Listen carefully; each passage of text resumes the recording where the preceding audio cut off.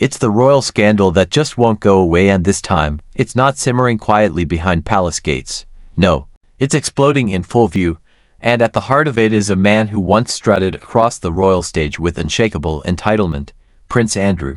But now, that stage is collapsing beneath him. Let's not sugarcoat it. The man who once demanded the best suites, was saluted on sight, and expected deference from everyone from butlers to bishops, is now being treated like an embarrassment. If you want more unfiltered royal truth, not the palace-approved version, hit like, subscribe and tell us in the comments, are Beatrice and Eugenie breaking the cycle or repeating history? Stay tuned.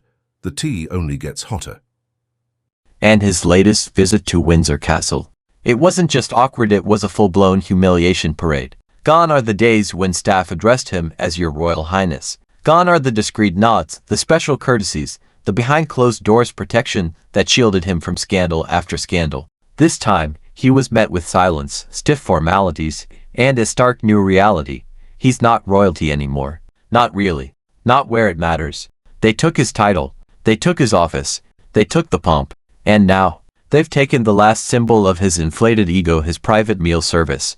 Once, Andrew could summon 3-course dinners with a snap of his fingers.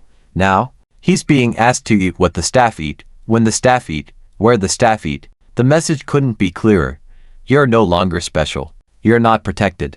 You're not above this. But it gets worse. Because just as Andrew was trying to slip quietly through the halls of Windsor, hoping maybe the public had moved on, the emails dropped, leaked, exposed, and devastating. Messages between Andrew and associates of Jeffrey Epstein. Messages that rip a gaping hole in every denial he's issued for years. One line stands out above the rest, 7 words that reveal the truth behind the polished press statements and dodgy interviews.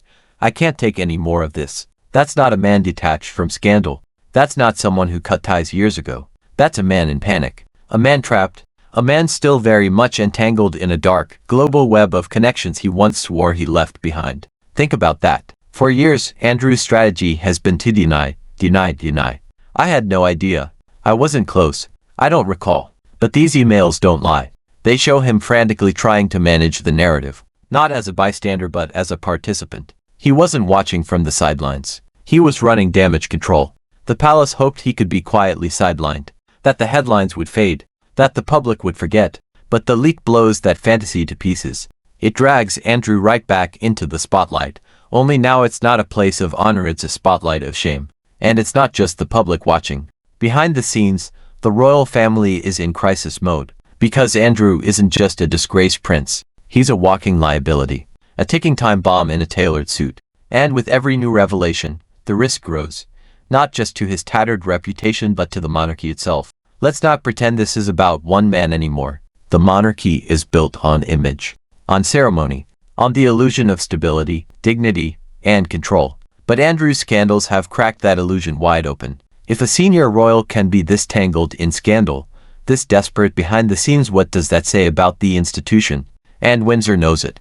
That's why Andrew's visit was stripped of fanfare. That's why he was excluded from Sandringham gatherings. That's why insiders are whispering that he's effectively in exile even if no one dares say it out loud. He may still live on royal land. He may still wear the right suits and keep the right crest on his letterhead. But make no mistake, Andrew is finished. It's a slow-motion erasure, and it's playing out with surgical precision. First the public titles, then the military honors, then the patronages, now the dining privileges. What's next? A lock on the door. A one-way ticket to obscurity. The symbolism matters. In the royal world, everything is about ritual, hierarchy, and protocol. Stripping a royal of these symbols is the equivalent of burning their flag. When Andrew loses his private chef, it's not about food, it's about status. When the staff call him Sir instead of Your Royal Highness, it's not a slip of the tongue. It's a public execution of prestige. And the man himself, he's not handling it well.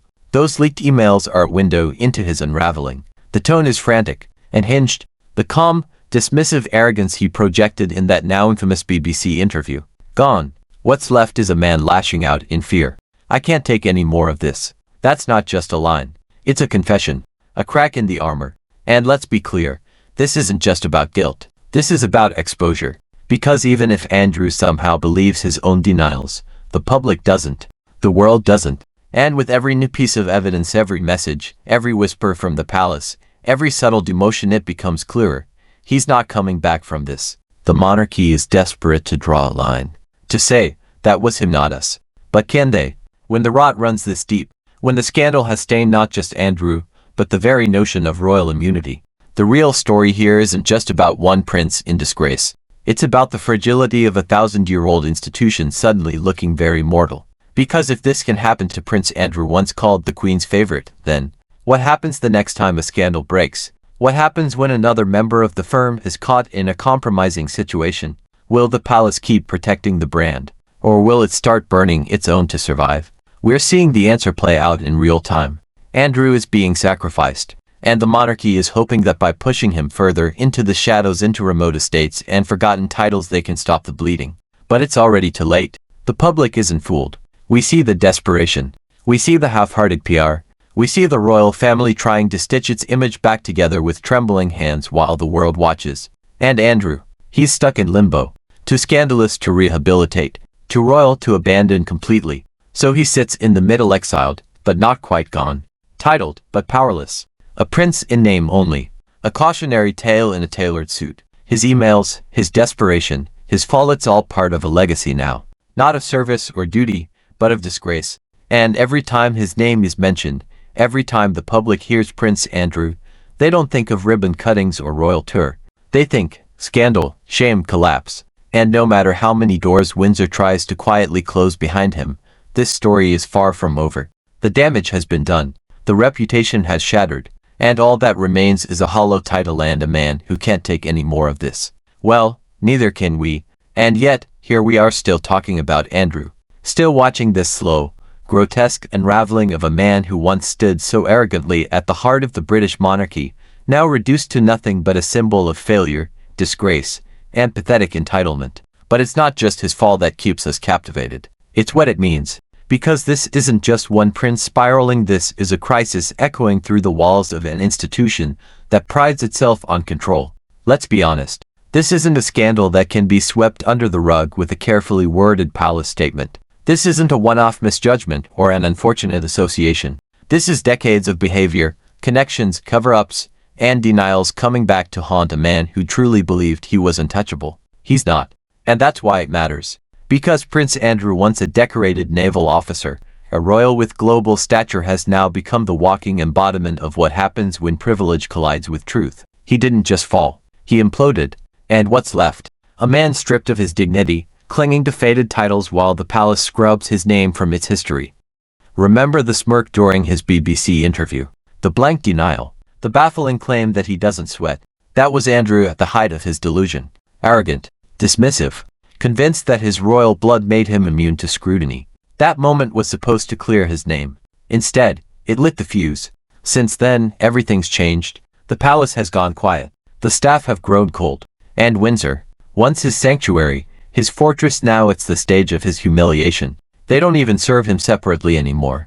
No private dinners. No special requests. No hushed reverence. They've made it clear. You're not special now. You're barely tolerated. And let's not underestimate how deliberate that is. This is the monarchy doing damage control, the only way it knows how, through cold, calculated exclusion. They can't afford to banish him publicly, it's too messy, too unprecedented, but they can starve him of relevance. No appearances, no photo ops, no official functions. A quiet erasure, masked as decorum. They'll let him rot in his Sandringham cottage. A lonely man with a crumbling legacy, pacing halls once reserved for those with real power. That's the royal version of exile. Leave him to fade, unseen, unheard, irrelevant. But here's the twist. Andrew won't go quietly. That's what makes this mess so dangerous for the monarchy. Because you can exile a man, but you can't exile a scandal. And Andrew's scandal is alive. Every leaked email, every whisper from royal corridors, every reminder of Epstein, every uncomfortable detail, the fire keeps burning. And Andrew, no matter how disgraced, is still royalty. Still connected. Still dragging the crown through the mud with every headline. And now that he's lost control of the narrative, he's unraveling. Desperate. Paranoid. The emails prove that. I can't take any more of this. That wasn't a throwaway comment, it was a man screaming from behind the mask. And we heard it. This is what real fear looks like. A prince, once so kosher, now begging in private messages, trying to stop the dam from breaking. But the truth, it's already spilled. The flood is here, and it's washing away the lies, the pomp, and the palace protections that once shielded him. And what about the rest of the royal family? They're terrified. Don't be fooled by the silence. Behind closed doors, they know exactly what this means. That the institution they've spent decades polishing and preserving is now teetering. Because this isn't just about Andrew's disgrace, it's about institutional decay. It's about what happens when a centuries-old monarchy fails to hold its own accountable. You think people aren't watching? They are. Closely. Every time a scandal like this is brushed aside or handled internally, the public loses more faith, more trust, and the monarchy so dependent on symbolism and approval bleeds a little more credibility. That's the real crisis. Not Andrew's reputation. That's already dead. But the monarchy's capacity to contain the fallout, to draw a line between him and them. Because let's face it, this family has a pattern, protecting their own at all costs, delaying, denying, deflecting. It worked in the past, but not anymore. The world is different now. Leaks happen. Screenshots surface. Secrets don't stay buried, they go viral. So what now? They'll keep distancing. Quietly, ruthlessly. He won't be at Christmas. He won't appear on balconies. He won't speak on behalf of the crown ever again. They'll hope the public forgets, that some other headline will steal the spotlight, that the shame will fade with time. But it won't, because the damage has already been done, not just to Andrew but to what he represents, the rot of unchecked privilege, the danger of entitlement without accountability, the myth of royalty as moral leadership. And for Andrew, there's no coming back, not now, not ever. He's become the ghost of a royal past, a walking cautionary tale. He'll live out the rest of his days trying to rewrite history in his head, clinging to old glories, replaying the glory days before it all fell apart. But that's all they are now, memories. Faded tapestries in a crumbling palace of illusions. His name may still carry a title, but it's a title soaked in scandal. His home may still have royal walls, but they echo now with shame. And when history remembers him, it won't be for service or sacrifice. It'll be for scandal, for cowardice, for that unforgettable fall from grace. And the monarchy, it survives for now. But Andrew's collapse has left a crack in its foundations. A reminder that behind the gold-trimmed facades and centuries of protocol, there are people flawed, secretive, desperate to protect themselves even at the cost of the truth. And once the illusion breaks, once the people see through the curtain, the crown becomes just a symbol, a tarnished one, no longer divine. Just inherited power trembling under modern scrutiny. And Prince Andrew, he becomes the one who broke the spell. And if you're still under the illusion that Andrew's royal status will somehow save him, think again. Because the monarchy, at its core, is a performance. A centuries-old, velvet-draped theater that only works if everyone believes in the illusion. If you believe the gold means something. If you believe the titles still hold weight. If you believe the people behind the palace walls are somehow different, grander, cleaner, wiser. But what happens when one of their own pulls back the curtain? What happens when a prince born into unearned privilege, raised in palaces, handed titles like party favors, exposes himself not as a noble, dignified figure, but as a flailing, entitled man desperate to cling to power, even as it slips through his fingers? That's what Prince Andrew has done. He's ripped the royal fantasy to shreds, not with a grand betrayal, but with small, pathetic failures. The denials, the contradictions, the leaked emails, the visible panic, the refusal to take real accountability, and most of all, his inability to understand that the old rules, the rules where your birthright protects you, don't work anymore. Not in this Britain, not in this world, because the public has changed. We've seen behind the veil. We've lived through the scandals, the hypocrisies, the endless PR disasters, and we're no longer interested in fairy tales wrapped in ermine and pearls. We want truth, justice, accountability, and Andrew, he's become the anti-symbol of all those things. Let's be blunt. This man once represented the pinnacle of royal confidence. He jetted across the globe, flashing that smug grin, attending trade expos and royal tour with all the pomp of a man who truly believed he was above the rest of us. And why wouldn't he? The palace protected him. The press softened his edges. The staff bowed and scraped. For decades, he was insulated in a bubble of obedience and ceremony. But now the bubbles pop. And it's not just the outside world turning on him, it's his own family. Make no mistake, this is a royal quarantine. They've built invisible walls around him. His name's vanished from royal press releases. His image is absent from official portraits. His diary? Empty. no events, no duties, no responsibilities. He is a prince in name only, functionally erased from the institution. And the most humiliating part, he still doesn't seem to fully grasp how deep the exile goes. That's the tragedy. Andrew clings to the illusion that maybe, he can claw his way back. That if he stays quiet long enough, keeps his head down, and plays the part of the chastised royal, there might be a way back into the fold. But there isn't. Not after this. The leaked emails, the raw desperation, the begging, the contradictions have done what even his disastrous BBC interview couldn't. And what does that mean for the monarchy? Well, here's the truth they're afraid to say.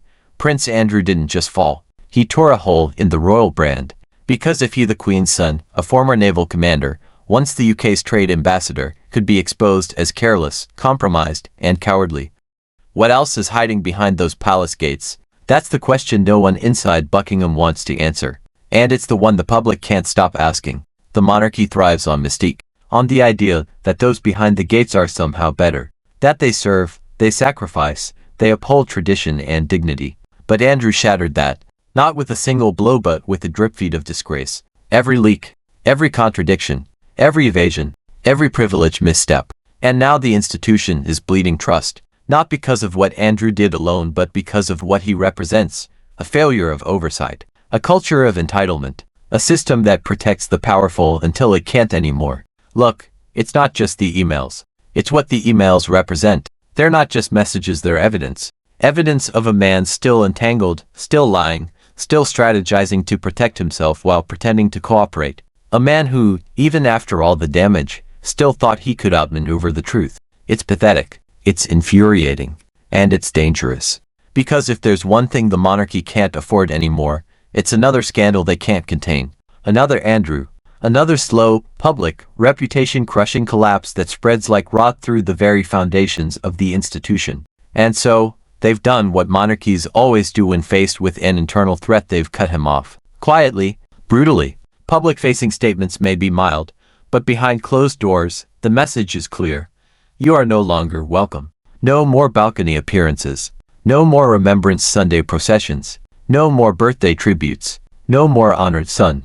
Just a title on paper and a room in the furthest corner of the estate. That's the cost of scandal, of cowardice, of choosing self-preservation over honesty. Thanks so much for watching. If you made it all the way to the end, you're officially part of the small percentage of people who don't just click away, and that means a lot. Before you go, I'd love to hear from you. Drop a comment below and tell me your thoughts, your ideas, or even what you'd like to see next. I read every single one of them, and your feedback genuinely shapes the direction of this channel. If you enjoyed the video, tap that like button. It tells YouTube this content is worth sharing. And if you haven't already, hit subscribe and turn on notifications so you don't miss the next upload. We've got more exciting videos coming, and trust me, you'll want to be here for them. This channel is just getting started, and your support helps it grow faster than you realize. Thank you again for spending a part of your day here with me. Stay curious, stay motivated, and as always, take care of yourself. Until next time, I'll see you in the next video.